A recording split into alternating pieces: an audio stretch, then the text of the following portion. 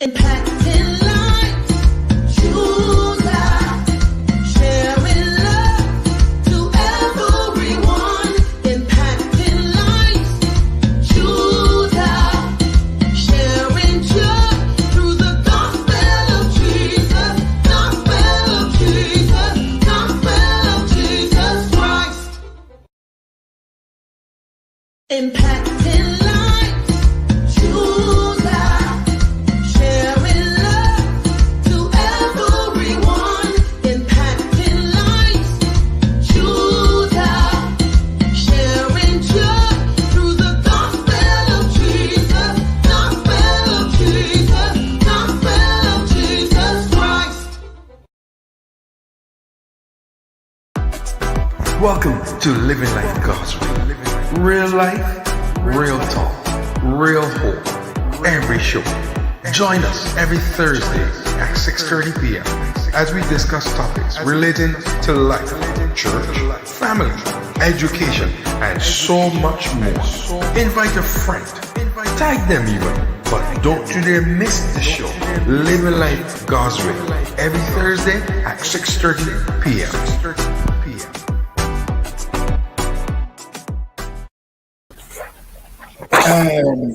Good evening to you. Welcome to Living Life God's Way. We are glad you're here with us this evening as we continue our discussion on relationships and abuse. And I have the team with me this evening, the beautiful Colleen and the beautiful Purity Ski. Yay! Good evening to everyone. It's bank holiday here in Barbados, so we didn't have to go to work today. Colleen, Right. what's going on over there in that cold place? As I say, it's cold to me because I think I've climatized to Barbados. But it's cold for me. It is very cold. But no holiday here. And it wasn't actually a holiday for me either because I still had training. But Right. such is life. Such is life. Send me some of that cold, man. So if you send me some of the heat, then we can Yeah. exchange. Yeah. Fair exchange, right? Fair exchange. Yeah. I would love to see how you get that done. Go for I it. know, right? Yeah. God is Yeah. a miracle worker. Don't watch Oh, that. You dear. never know. No limitations. That's true. That's very true. So, ladies and gentlemen, we're here doing our banter. We want to thank you for joining us this evening on Living Life God's Way. We're discussing a serious and heavy subject. So, of course, we are laughing and sort of keeping it light as you come on and you join us. That some persons might have experienced has experienced abuse and manipulation and so on. But we are taking a moment to smile before we get into this heavy subject. So, ladies, let's take a quick break and let's begin this evening. Who wants to recap for us on last week? Anybody want to do that? Any ladies want to do that? do I do it any miny mo thing? But last week we had an interesting conversation as we just give an introduction to relationships and what really are why people go into relationship in the first place. It's about create an environment where both persons can grow and learn and feel established.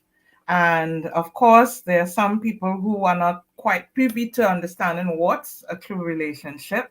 Mhm. And so they walk into it with negative patterns. And so they practice abuse, whether it is verbal, whether it is by actions and so on. And an interesting point Colleen raised at the beginning for those who are listening is maybe sensitive to them, and so that they should be mindful of it, because really include when you're talking about abuse, it can trigger responses, it can trigger things from the past.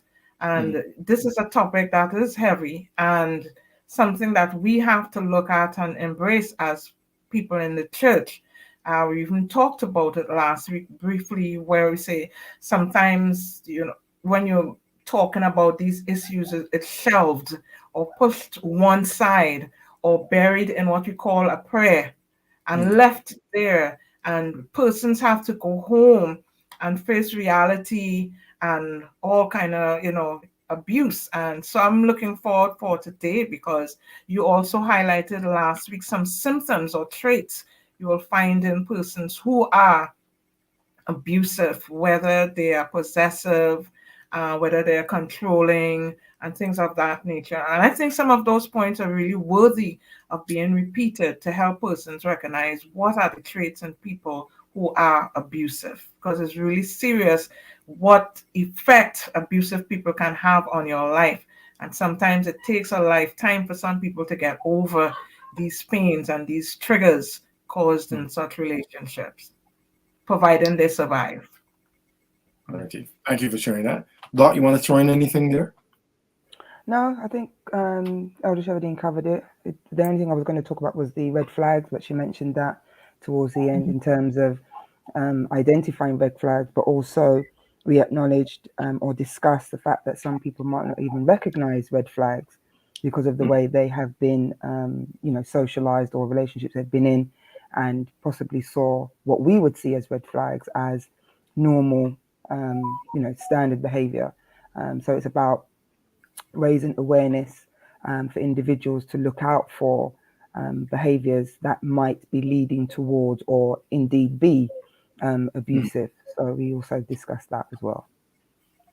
Alrighty. Thank you, ladies. So very, very true. That would have been our discussion last week. And, we want to make persons aware about this matter, which has been going on for generations. It has been going on for a long time. We know it's not anything new. We know it have been discussed before, but we're hoping this evening and last week's program will, and as we finish, when we finished off last week, we said that, we encourage persons to get help and get support and so on. So please bear that in mind as we take a short break, and let's come back and let's go into further discussion on relationships and abuse. Welcome to Living Life God's Way. Real life, real talk, real hope. Every show. Join us every Thursday at 6:30 p.m. as we discuss topics relating to life, church, family, education, and so much more. Invite a friend. Tag them even. But don't you dare miss the show. Living Life God's Way. Every Thursday at 6:30 p.m.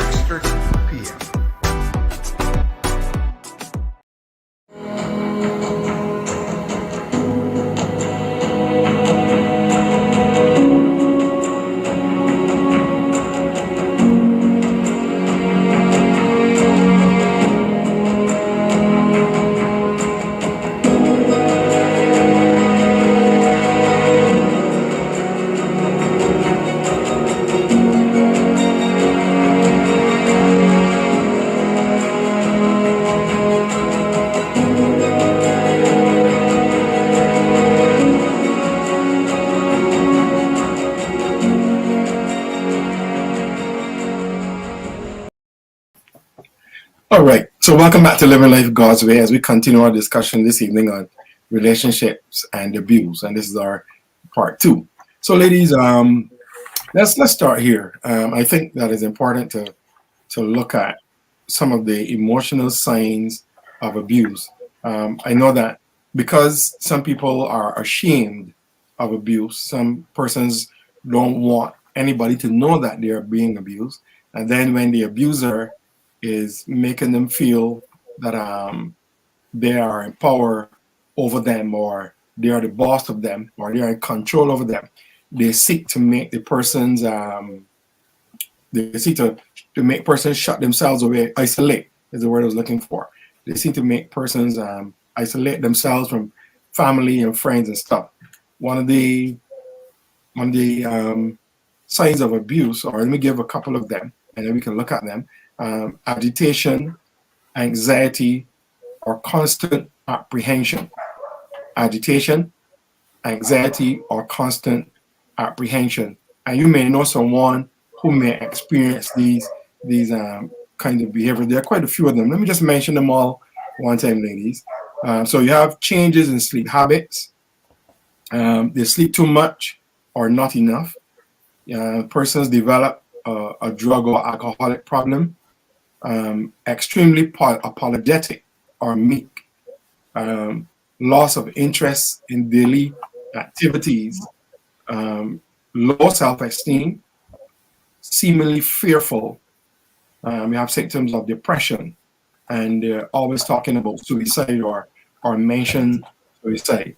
I don't know if you have ever experienced, because sometimes we may have friends or we may know someone who is extremely apologetic for no reason at all, or we have somebody who just has a really low self-esteem, and we may figure, oh, the person wants deliverance. We may figure that the person is just they're just self-esteem just low, but this person could very well be experiencing relationship abuse or church abuse, or as a matter of fact, they may be experiencing some sort of abuse. Let's start there, ladies. Let's hear your thoughts then on such. As you mentioned, anxiety there, and I agree with you. That's absolutely a reality. Low self-esteem, and that's because many times the person is in an environment where anything said could cause or trigger a huge argument, Right. or when you express what you think and feel, you are beaten down because it's like, why are you challenging me? I'm supposed to be the boss, or I'm supposed to be the head. Or as the scripture said, the wife is supposed to be submissive. And so anything that you do or the person does is viewed from that point of view. And so instinctively, the person becomes anxious. It's like you're walking on eggshell. And it's not a place to want to exist in, but you'll see it, and they're almost, as you said, apologetic for everything. Because, before anything happens or any loud argument, you apologize and hoping that will keep things down. And I Right. can tell you, that's not a state to be living in. It's not a state to be desired in. Because you can't even relax to be yourself. You can't even relax to enjoy whatever element that may be kind of good in that environment. You're just in fear. You're just in fear. Yeah, I think it's kind of hard sometimes because people might display those behaviors or characteristics and obviously not be in an abusive relationship. But we take it that we know that the person is potentially in that situation.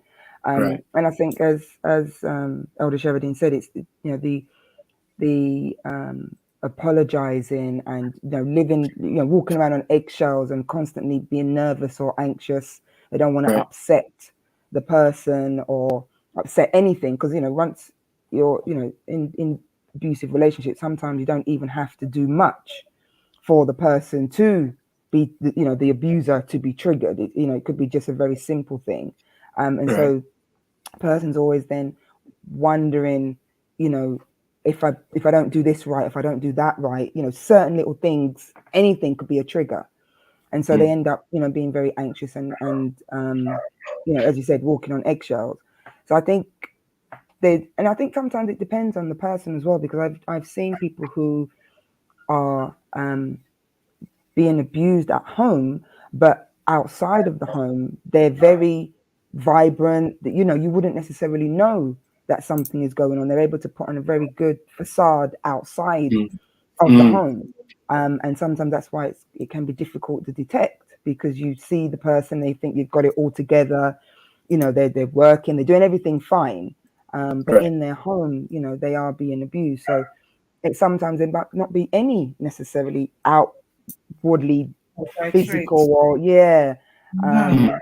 so we have to be mindful of that also, because some people are very good at covering up, because they want to keep it together. So we have to be mindful that there may not be any signs of abuse per se, but we know abuse is going on. That's very, very true. As we were speaking, and having known persons who have been abused and not say anything about it, there is that measure of silence. And it is unfortunate that when persons are abused, they feel that they need to be silent about it. They need to For example, a mother may have a daughter or son. Let's use, for argument's sake, in this case, a daughter. A mother may have a daughter, and she goes home to her husband or boyfriend, and the mother knows that when her daughter left her house, that she was this bubbly kind of person, full of excitement, always laughing and stuff like that. But the person who comes to visit her now is no longer that bubbly person. The person is always apologetic, always quiet. When their family functions, they sit by themselves. There's not much conversation with others. All of those are things that are necessary for persons to note about others. I know we live in a fast-paced world. I know that we live in a world where the days are going quickly, and we go about our personal chores every day, our personal functions, and so on. But maybe sometimes we need to slow down and look at the people who are around us that we care about to make sure that they are not being abused. Obviously, for the purpose of today's discussion, they're not being, because they obviously could be other reasons, but we have to look around and see what's going on. Like, take for example, if we move to a child may not want to go to school, and they try to be crying, oh, mommy, daddy don't want to go to school. School is no longer fun. And the child may never come out and say that somebody's abusing him or her, but it's actually going on in school. So the change in behavior, I believe, is very, very important. Though it's noticeable, it may not be out loudly to other persons. So I think that we ought to pay attention to persons changing behavior. Where somebody goes into a relationship and they're sharing house with their husband or wife, you pay attention to those things. And I think that families should pay attention to those things. And though you're releasing them, you shouldn't leave them alone, because leaving alone can open the door for abuse. I've seen it a lot. One of the things that people struggle with, the Bible says God has not given us the spirit of fear. And we know a lot of people, there's that fear factor going on for persons. And this is a sign of abuse that, persons ought to look out for and pay attention to, so that, they are not left alone with the abuser. It happens a lot. Ladies? I think Go ahead, Colin. and I've got just want to pick up on two things that you mentioned there. We talked about children. For them, they might not have a word for it, because they might be so young that they don't know what is happening. They just know that doesn't feel right, or this is not right, and I've never experienced this before. So that it's like you were saying, it's important to watch behaviors, particularly with children, their change of behavior, not wanting to go to a certain place, or not wanting to, we sometimes say to a child, oh, go and hug auntie, or go and hug uncle, and go and kiss auntie, go and kiss uncle. Personally, I would refrain from necessarily forcing children to be, to do that. Just say, hello, auntie, be respectful, yes, but do we necessarily need to, in these times, unfortunately, do we need to be pushing children to be, embracing with adults? I mean, that's a judgment call for each individual parent, but just to raise it. And the second thing was about the silence. Silence can be very, very powerful, but it can also be the one thing that person feels they're in control of. That if they keep it quiet, it's not necessarily real. It may not necessarily, it's not, I know they use this word nowadays, manifesting, it's not a reality if they don't speak about it.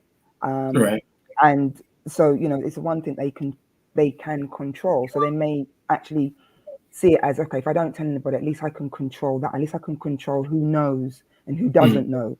So there is that part of silence, as well as obviously fear as well, and shame, and not wanting to disappoint and wanting people to judge them. But there's another element of remaining silent also. Wow. I'm And, sure you you know, were saying something. yeah, the more I'm listening, you recognize how being in an abusive relationship could all seem so much like in a trap. Trap because, you know, you didn't expect a certain environment and there you are in it. And then in a trap because you have to find this coping mechanism, and not necessarily you'll have someone who may be there at that time that you can confide in. And Mhm. I'm thinking to myself, yes, you made that point where we have to slow down. Because in slowing down, that means making time for each other. And that is why it's good for friends and families, especially if you know someone prior to relationship, you take note of how they are during the relationship. And as time goes on, and create that space whereby, you know, they can still feel comfortable to either, I think they might drop hints or say certain things that will sell or that would enlighten. Because don't forget, many a times, and I've heard of women where they were threatened, if you open your mouth, if you say Mm, one word, you'll see a side of me you've never seen. And mm, so they are scared that the partner, whoever, will follow through with these threats, you know. So it is very important that, and to me, it is sounding of how important it is for single people to really take time and to know what and who they are getting involved with. that's And right. it also behooves the church to create an environment whereby persons can feel safe to share their truth, whether it is with one person or two persons or with a pastor. They should feel safe to be Right. able to explain and talk. We are needing this kind of environment more and more in these days, and especially during the COVID season. From my understanding, the domestic violence has increased. All Mm, right. And mhm. sometimes there has always been there, but because of the environment, because of the restrictions that occurred earlier, you know, it just brought out the thing clearer what is going on. So we have to be really mindful in these times when it comes to people and abusive relationships. Mhm. Yeah. Um, one of the I had an extract here that says emotional abuse and shame goes hand in hand. Um, when somebody's abused, automatically they become ashamed. That is why persons who are looking on and have an idea or see a change in person's behavior should consider the fact that they could be abused. Because if you are ashamed, you don't speak out, do you? If you don't, because you don't want anybody to know, Yeah. especially as somebody says, I don't think you should like this guy, or I don't think you should like this girl, and you felt so all in love, you felt you were in love, so you needed to pursue the relationship, which ended in marriage, and you don't want anybody to know how you are being cursed at, criticized, put down, um, rejected, things are being thrown at you. Um, you're being told you are the worst person ever, blah blah blah. You know, this is it's real. The shameness is real, and according to the extract from Psychology Today, that's one of the things that it says, that persons are very ashamed, and the two goes hand in hand. They said that shame is a significant factor in emotional abuse, since it's the primary damage caused by emotional abuse.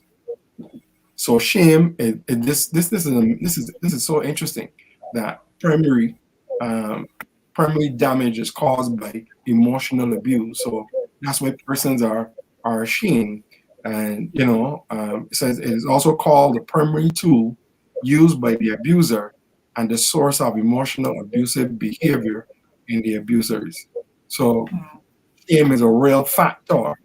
So that is why we can understand if somebody's raped, if somebody is being beaten at home, they will hardly come out and say anything because they are very much ashamed. So once you are abused, you can automatically expect that the person will be ashamed to say anything or tell anybody about it.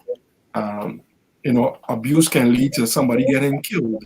We've seen it all over the globe where persons are killed as a result of being abused because it started with something being thrown at you, it started with somebody cursing you, and then it went on to somebody hitting you, then it went on to you being locked outside, then it went on to the locks being changed or the keys being hidden, and then it went on to something else.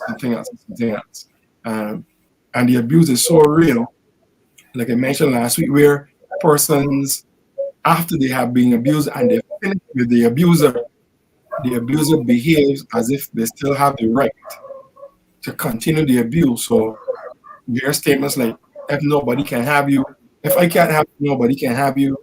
And then you see persons, even though they're finished and going on to other relationships, the abuser still decides that the person will go and attack the other person. These are real things that happen. And they're very much there. So I just wanted to say to us that if you are ashamed, so don't be angry with someone when they're abused and they don't say anything, because the first response is to be ashamed. So that's why it's important to keep prodding to see what's going on. Are you okay? And so on. If you have the slightest inclination that they're being abused, I think that's important to consider that. Let's take a short break and then let's come right back. Ladies, you can jump on and share your thoughts with us right there. Please stay tuned. Living life God's way.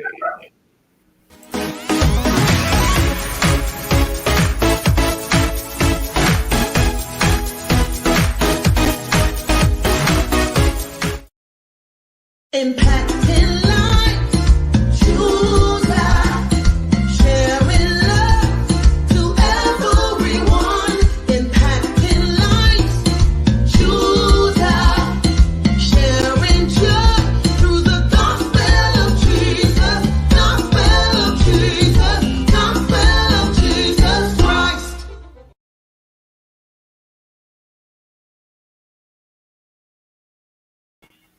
All right, so welcome back to Living Life God's Way.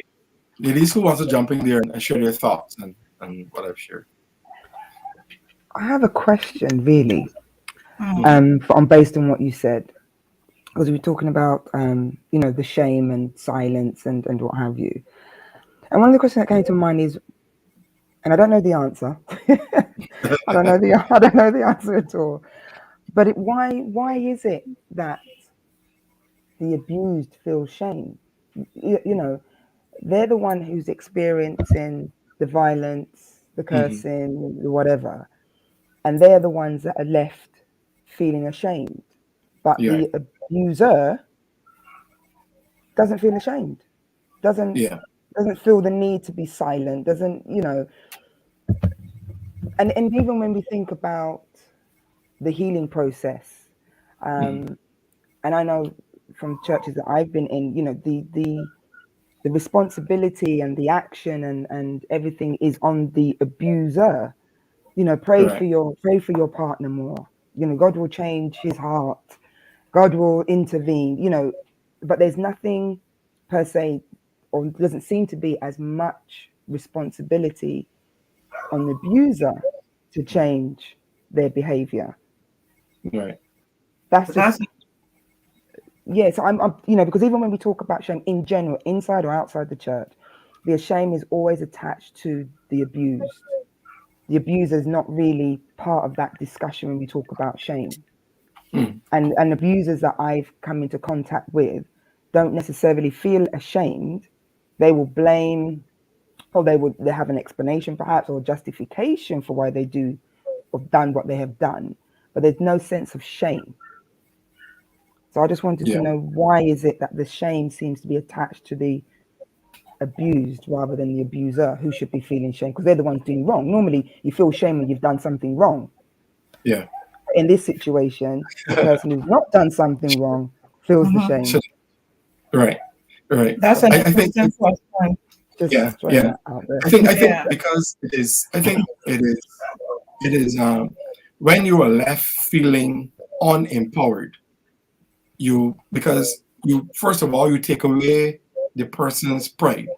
When somebody's striking somebody, they takes away the person's pride. Mm. They take away their individuality. You become you feel lesser than, particularly if the person operates in a place of more power than you, whether it's physical, whether it's financial, or whatever. So you feel like I have no choice but to put up with this thing, and research will show that, experience will show that as well, that you find yourself trying to figure out, okay, if I do not take this thing, then what do I do? And that's why abuse with women is so high, because you may find someone who's the breadwinner, decides I have power over this person, so I will control the person. So once control is involved, your own individuality goes through the door. So then you don't know who you are. How do I figure out who I am when I need this person who is hitting me? And as a result, I now feel less than a human being. And this is it starts to get really, really psychological. And then persons, from my experience, like I said, then persons start to withdraw, because they know they don't deserve it, but in their mind they wonder, do I deserve it? And if you ever have the opportunity to speak to someone who was abused, you will hear stuff like, did I do something to make this person so angry? Or so the self-blame starts. Maybe if I didn't go to town, maybe if I started the car, Yeah. maybe if I washed the clothes, maybe if I kept the house clean, all of these things are factors that contributes to the shame. So you just I you want to get- ask something? Yeah, I get that in terms of, Right. are you to blame? But it's the shame. I'm still the embarrassment. Then because it's that embarrassment. I think maybe it might be about decision making, because sometimes when we think we've made the wrong decision, we might feel Mhm. embarrassed because we've made the wrong decision, perhaps. Right. I don't know. Maybe I need to speak to some more women around the shame aspect, because I just find that, as I said, even in the church, the shame and the attention and the fix it and the responsibility is always placed on or seems to be placed more on the abused than the Right. abuser. But here, I think Colin, that here's causes a problem. here's let me before you jump in there, Elder. Here's from my experience as a counselor, right? This is one of the things that I've noticed. From when somebody's abused, it comes all through generations, right? So you have mother got abused, and then daughter gets abused. Nobody deals with the mother abuse, so it somehow is passed on to the daughter, who then gets abused. So then you have shame that is present in both ladies. So then you have, she cannot talk about it because she's ashamed. One, like what you just said, you have persons who were told, oh, don't get involved with this person, and then they got involved. So that's one way that the shame enters.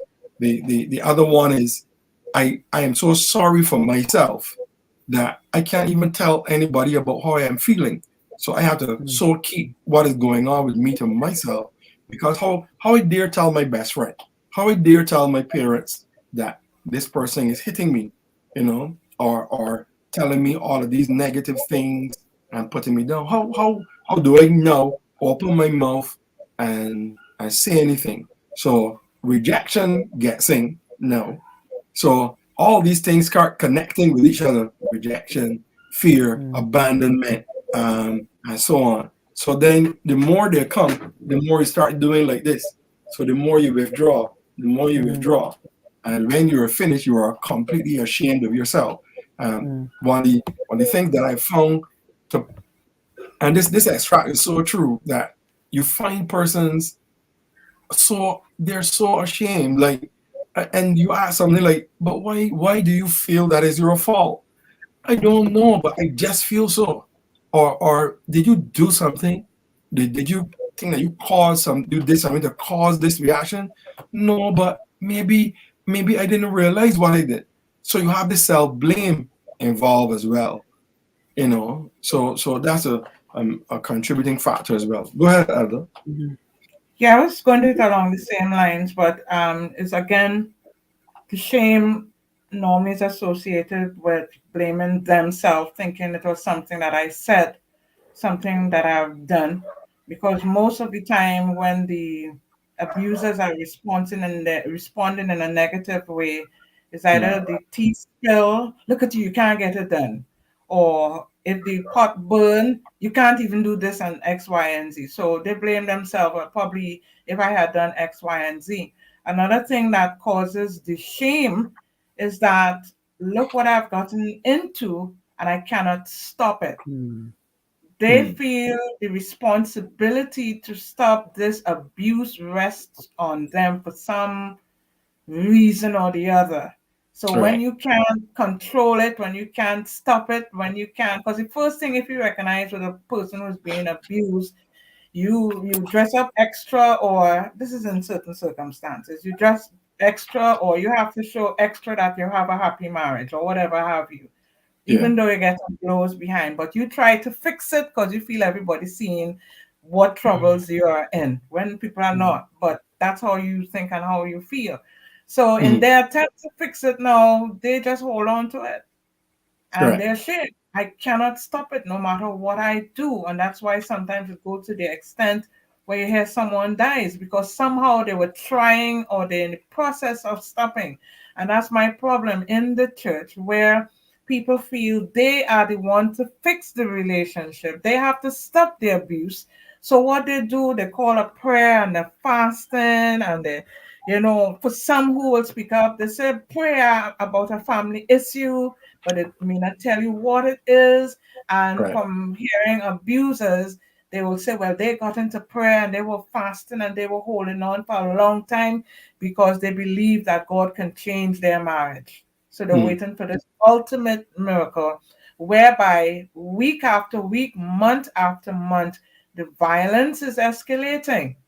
And here is where people need to wake up who are in marriages or in arrangements like these. It does not get better. It gets worse. It starts off with, just word calling, mentioning. It might start off with abusive languages, then a slap here and there, but then it intensifies, So you Mm. cannot solve it. You by holding on to shame, you want to die with it. At some point you must wake up to the reality this was in the person's DNA or in their pathology from before they even met you. Admit you didn't recognize it. We all sometimes don't recognize things, but get up and wake up and try to find ways whereby they can adjust and get themselves help Mm. somehow, Yeah. because they can become a victim, as in statistic, a dead person. Mm. It is too rampant in our society to play with their lives and to play super spiritual. Yeah. One of the things that the Ashra also says is that shame makes us feel very angry, though having to work so hard not to be exposed. So when persons are abused, they work extremely hard because they're ashamed not to let anybody know about it.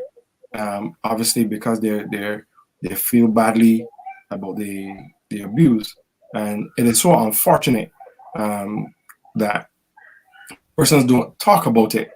You may hear about it after a divorce. You may hear about it after a relationship has been broken up. But while somebody's going through it, um, you know, very few persons say anything about it or go, like you said, Elder Sharon, go and get help. And I believe that that's very important. Getting help, tell somebody else. And that's why I was saying last week, tell somebody. Don't sit there and take abuse. Tell somebody. People, they have persons who may laugh at you. They have persons may tell you, oh, they didn't mean it. Or there are persons that will tell you, man, I went through more than that. So you you have to stick it out. You know, I actually hear stories like this where Yeah. the mother tell the child, no, why I went through more than that, and one little slap, that's something, or one little kick when you're making a big issue out of a kick. And I'm like, Hmm. you know, so that is very real. And most persons isolate themselves, particularly when they think that their families will frown on them. And look, if your family would have said, you know, don't marry so and so, and you marry so and so, and something happens, go back and tell them that this has happened, whether or not they say, but I told you so, whatever. At least you are safe. And I think that's what's important, that you are safe. Persons are you know, you've seen people who have been cut up, stabbed up.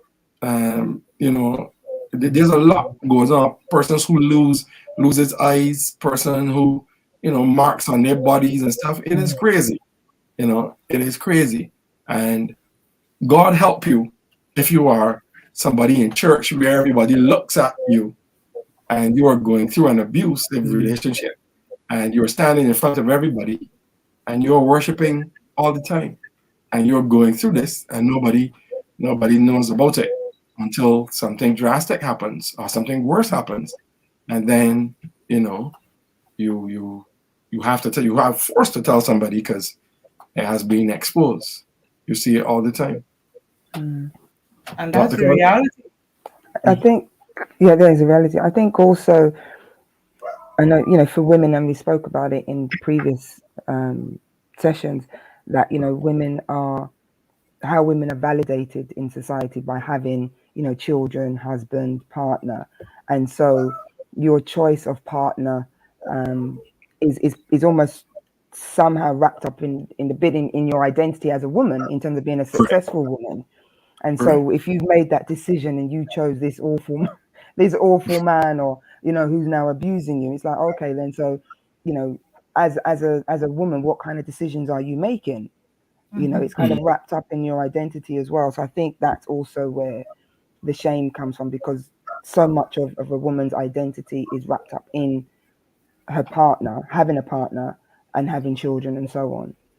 Yeah, and you're right. You're right. You know, and that just hit something right there for me, because society determines that a woman is a woman when she has children, when she has a husband, when she does those womanly things, and then you have the opposite side where the man, society says the man is this when he has a few cars, has a few houses, has a few dollars, and so on. So society had put pressure on persons so that no, if it don't fit the status quo, then I will put up with an abusive relationship so that I fit the I in the eye of everybody. I am this or I am that, you know, and persons put up with it. Persons put up with it for to live in a comfortable house or go to a comfortable church or work in a comfortable environment for you know, to show and please people. And behind that, they are tormented. You know, that's crazy. That's absolutely crazy. Go ahead, Elder. You know, and it all comes back again to our understanding of what God desires for us as children of God. He said, "Beloved, I wish above all things that thou mayest be in health, you know, and thou prosper. In other words, thou have good experiences in your life." And you know, when you look at God, God is not abusive to us. God wants us to have a good life. You know, we have to question why we would want to accept anything that is different from what God wants to offer. And it forces the person or the victim at a point in time to question what's their worth, what it is they want out of life. Because unless they come to this place of embracing all God says that they are, they will continue in this environment and no one will be able to rescue them, even if you open the Let door me for ask them. you. Let me jump in quick. I was trying to ask you a question. kid a scenario. This lady has a couple of children from this guy. He's the Yeah. breadwinner. She's a stay-at-home mom. She takes care of the house and so on. And he's abusive to her. He puts her down, give her a few thumps here and there, but he's the breadwinner. She hasn't worked a day in her life, and if she has, not for a long period, because we find statistics have proven that the more a woman who's uneducated is more likely to be abused than one that is educated. And by educated, I'm not simply talking about the academics. I'm also talking about a skill, or I'm talking about knowledge or way around life and stuff. What do you say to such a person? You see, again, the way a person relates to themselves, the more a person connects with how they feel on the inside. Because, okay, you may not be as educated or experienced as someone else, but you know how you feel down when you're put down. You know when you're made to feel less than, whatever have you. And again, there comes a time when you feel that you're in the pits. So therefore, before you come to the place where you feel like this is your life and this is your known that you cannot look out, as a woman, you have to start assess and think, what can I do to do better? And especially when you have children involved, and Mhm. a woman will do anything for her child. So when you recognize that the way Even she's even treating, even even even stay in an abusive relationship.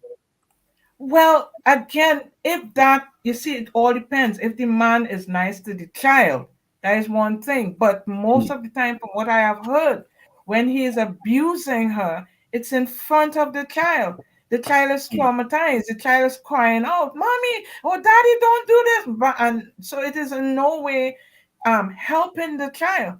So mm, therefore, a woman, and as someone who is hearing this now, you have to start thinking of yourself. You may not be as educated, you may not have experience, but you need to talk to person who may be educated, who can give you an advice, who can help you plan strategically. Because you can't walk out and tell this man, well, you stop treating me bad, because I will go and look for a job. No, that is something you plan inside, and you get help and work mm. out your way out of that scenario bit by bit, because that is one of the things of the abusers. Most of them, according to profile, they don't like people who are educated or exposed or whatever. They prefer someone who's low, who don't know themselves, or Mm. they feel that they can manipulate to get them to do what they want. Right. And sometimes people view that if you're a silent personality, you don't talk a lot. So they just assume, oh, I can get her to do what I want regardless. Right. You understand? But that Mm. woman, she has to say something. She has to assess what it is she wants her life to be the next 2 years down, because as she would know, it isn't getting easier or better. Right. So you have to make some hard calls, some hard decisions. You have to. And Mm. for any woman hearing, you have to. Sometimes you might say, I don't know anybody to talk with. Even if there are some people that are just kind hearted. Even if it's a stranger or something, pray. I believe God can answer prayer, that He will connect you with the right person. But say something. I'm afraid for my health. I'm afraid for this. I need help. What to Right. do? Mm. Yeah. Mm. But don't stay Yep. silent. Mm. Doc, you want to jump in here? Yeah. I really don't have anything else to add. Elder Geraldine covered it. I mean, it is difficult. I mean, you're right. The statistics show that persons who are maybe less educated or on the lower end of the socioeconomic, scale in terms of finances, good paying job, and so on. Because a lot of it, abuse is it's about bullying. It is about finding a weak Yeah. or who's seen as to be a weaker person that you can control and dominate. And we also Right. know that people who abuse you know, a lot of the time have been abused themselves, because that's the norm for them. Yeah. Yes. Yeah. So that cycle continues. So it is about trying to break that cycle. And I totally appreciate that if you don't have a job and you're totally reliant on someone else to survive, because that's literally what it is if you don't have your own income, to move away and to find help. And that's why, you know, my work has been with younger girls to prevent them from getting into abusive relationships, rather than the other side, like yourself, has to be, you know, working with persons who are actually being abused. And so that is why I advocate for our young women to ensure that they are independent to an extent where they can do for themselves. I'm not independent. I'm not into this independent. You can be all by yourself, but you can do things for yourself. And so there's a difference. So I tell my young girls, you know, you need to make sure you get a good education. You make sure even if you can find a skill, if you can cook, if you can do nails, if you can do hair, anything that you can kind of have as a little side hustle on the side, if you can't get employed work, something that can give you an income.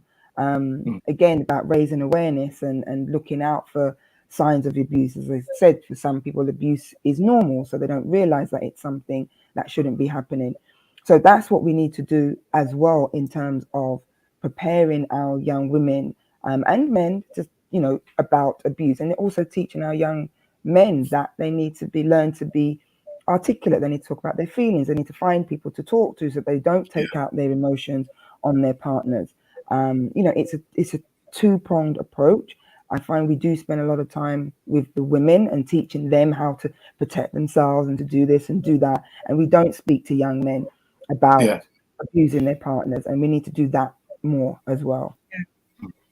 I know the ratio of men being abused is not as high as well, but I know it does happen, and I think that, you know, men also have to get help, and also, like you mentioned, Dr. Colleen, in terms of preparing themselves to be skillful or educated or whatever, but make sure you're not making yourself vulnerable, so to speak, to be abused, because statistics have proven that those persons, and you mentioned it, when you live in a particular area, you are easily abused, or you can be abused, or you are more likely to be abused as well. And for parents who are going to watch the program, even for your children, depending on where you are, it is possible that a child can be abused. We have to make children aware. I honestly, and no bias on this at all, but from what I've seen, I honestly believe that being educated is the way out. I believe that if you are an educated person, if you are a skilled person, you are able to move yourself out of such. But having none of the two makes you more vulnerable to people, where someone can abuse you, can take advantage of you, can make you feel really small, make you feel worthless. You know, as this thing is real, and it goes on every day. You know, and we see people suffering from it. You see children suffering from it. You go to schools and you have conversations with children, and you hear the horrible and horrific experiences that they have at home, and their parents are fighting with each other. When a child sees her dad, or or a male child sees his dad beating his mother, you know what's coming next. The son becomes that, and the daughter later on becomes someone who's abused, because in her mind, well, if you love me, you will hate me. In the male child's mind, well, this is how a man is. A man is supposed to hit a woman, and you know, this is a reality. So the cycle keeps going over and over until somebody decides, you know what, enough is enough. Let us go and get some help. You know, and I say to any person who has been abused, tell the person who's abusing you, listen to me, we have to go and get help, or I am out of here.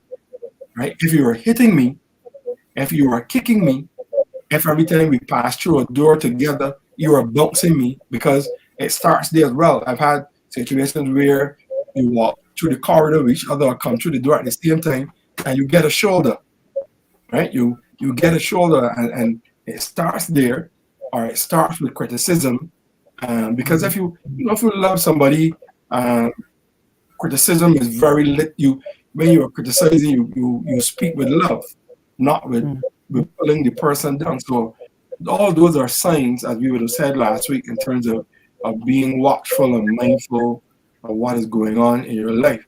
And from the time you move yourself away from your family is where you see who this true person is, the reality of who this person is. So I believe it is important to, if you have a brother, and I know people who say, I heard a female say, "Oh, I don't want to tell my brother, because if I tell my brother, he's gonna come cross there for him, and I don't want my brother to get in trouble," and she's being abused.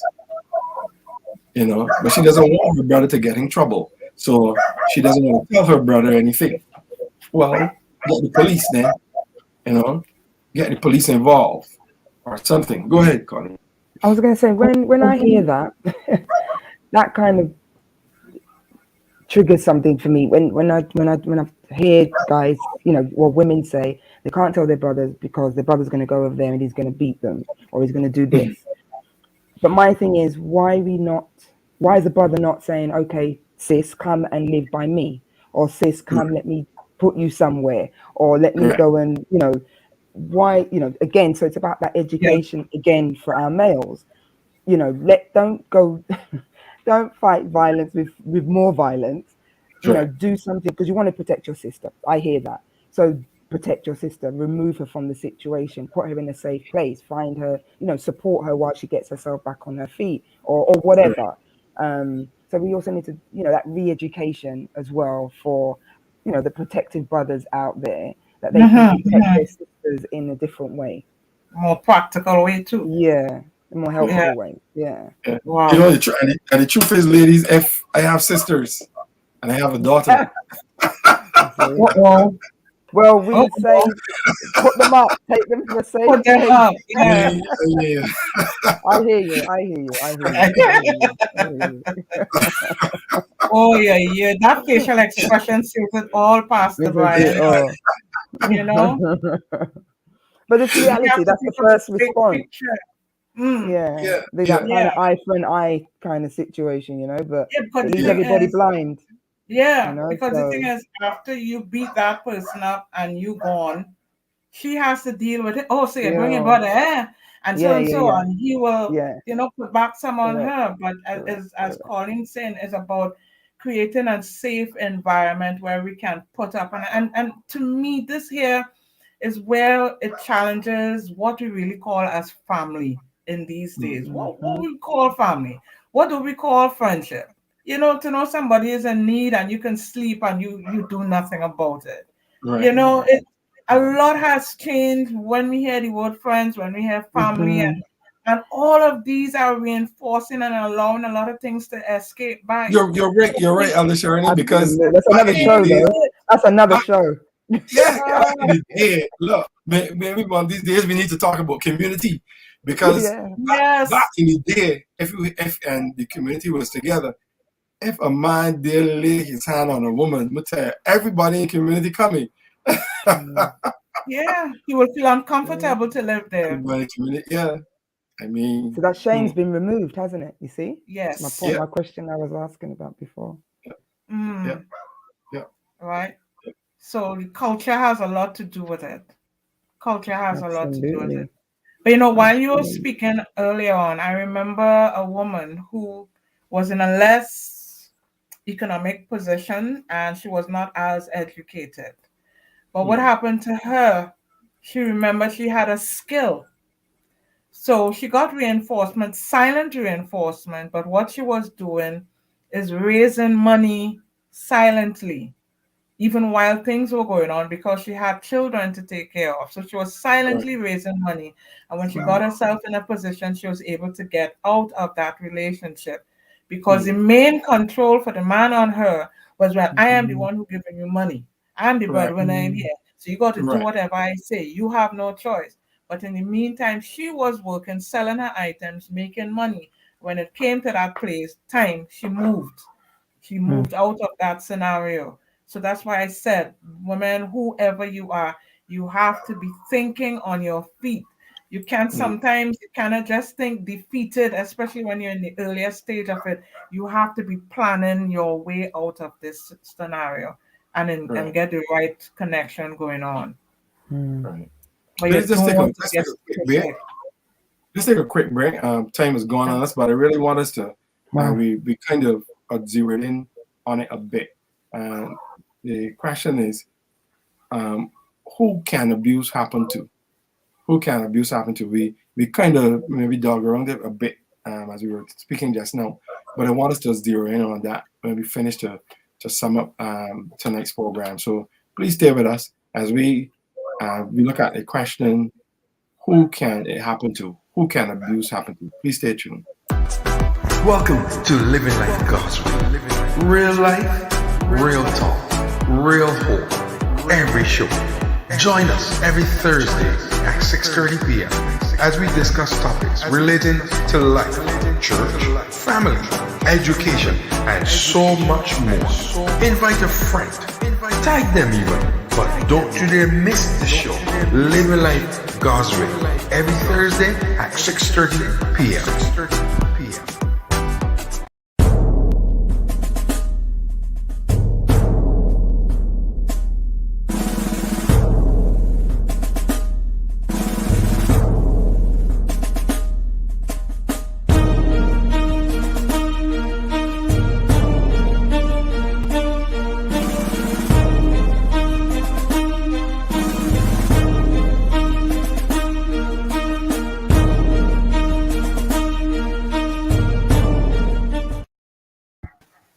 All right, so welcome back to Living Life God's Way. As we're about to end our program, I thought that it was important to ask this question so that person who are watching or who will watch the program are aware and their eyes are open. Ladies, who can abuse happen to?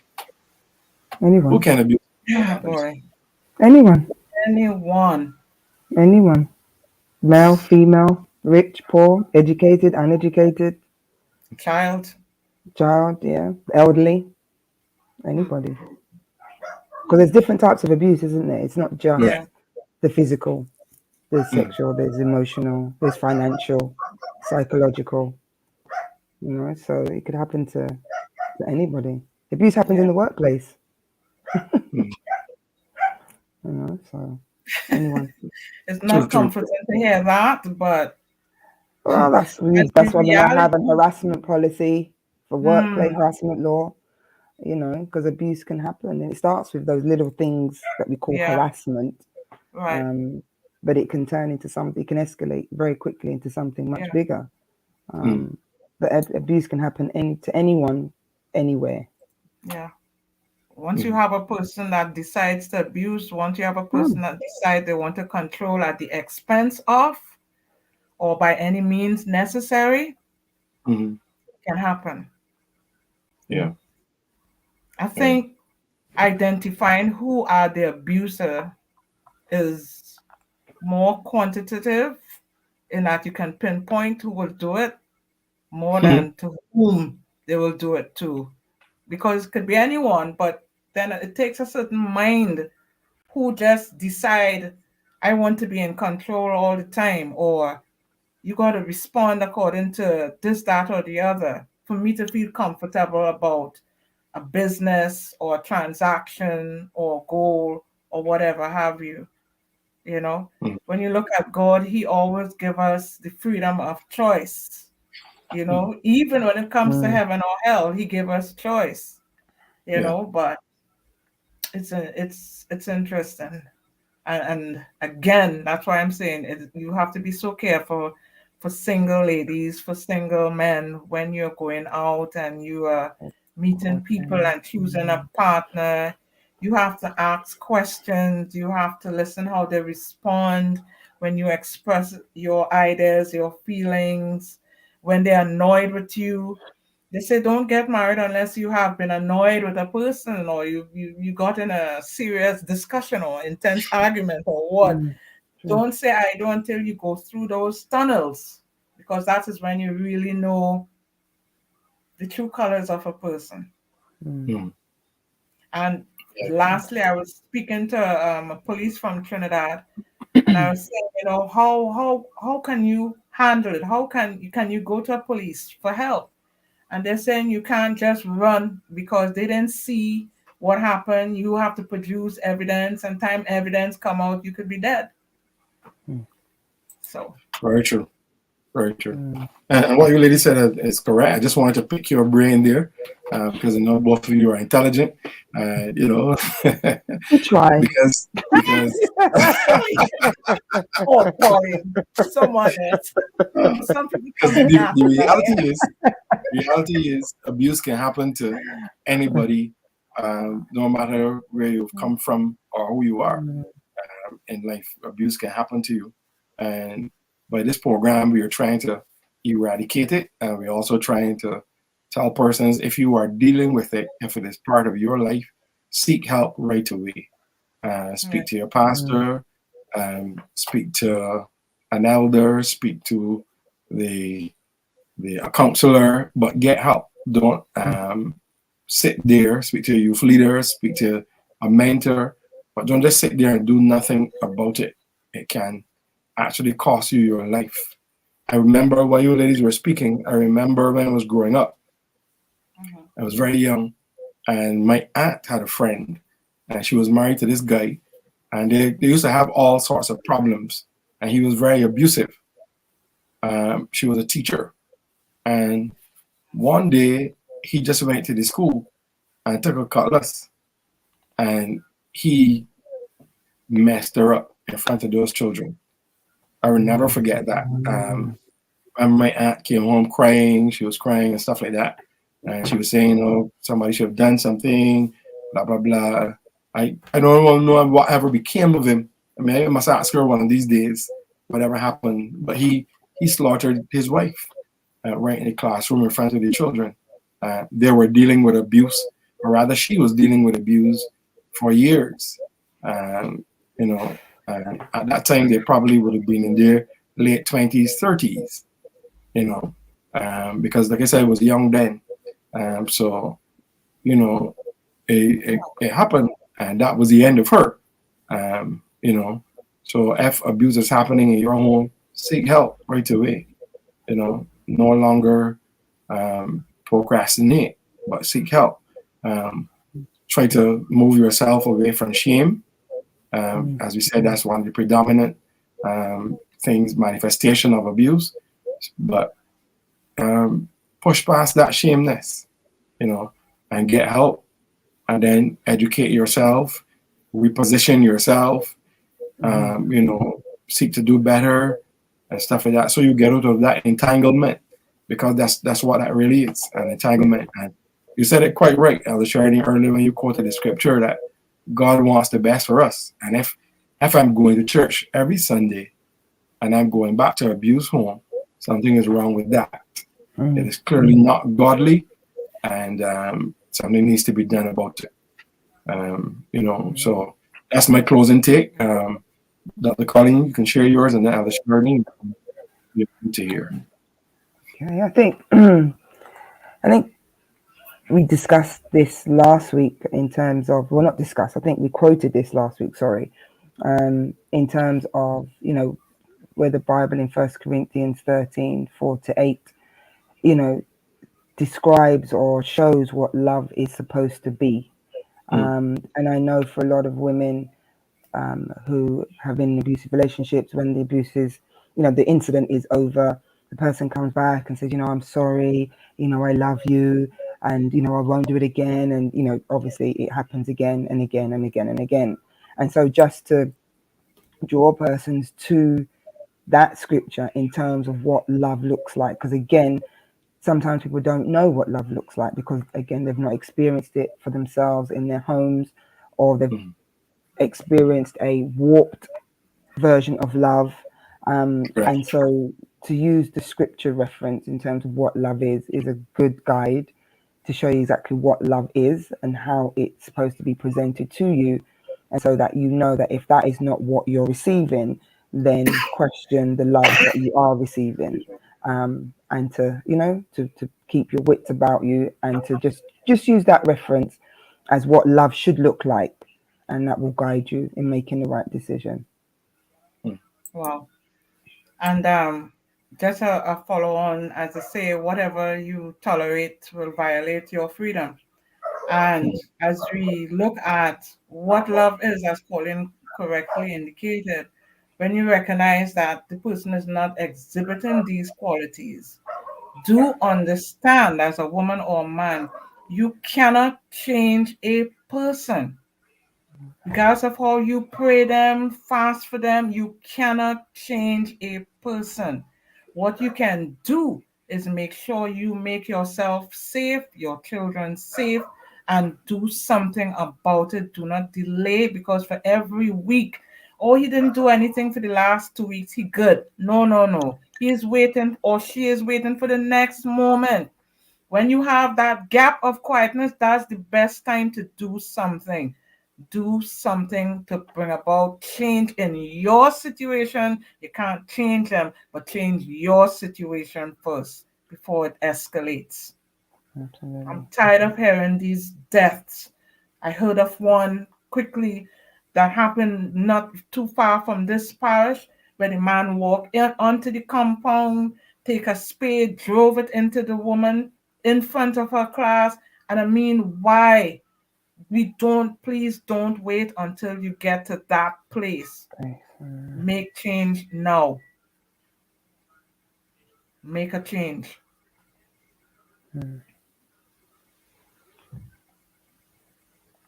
Pastor Brian, I think you're We're muted. not hearing you. Yes. Yeah. I thank you.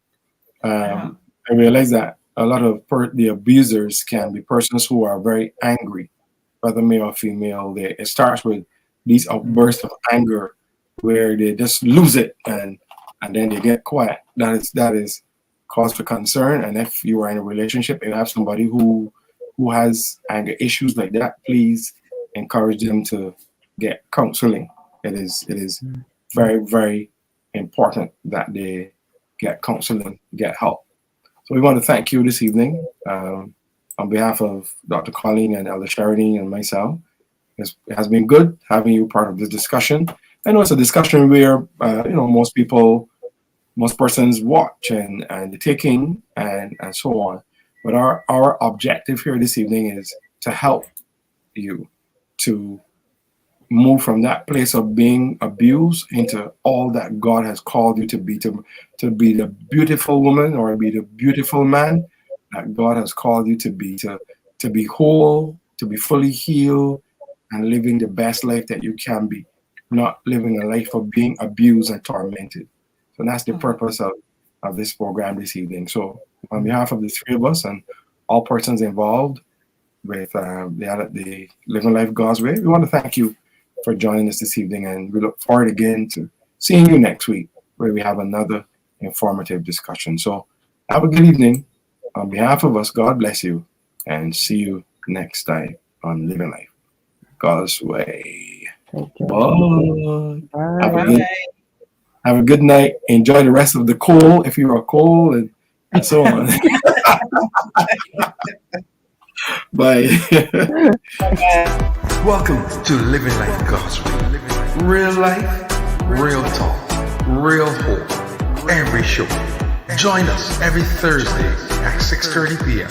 as we discuss topics relating to life, church, family, education, and so much more. Invite a friend. Tag them even. But don't you dare miss the show. Living Life God's Way. Every Thursday at 6:30 p.m.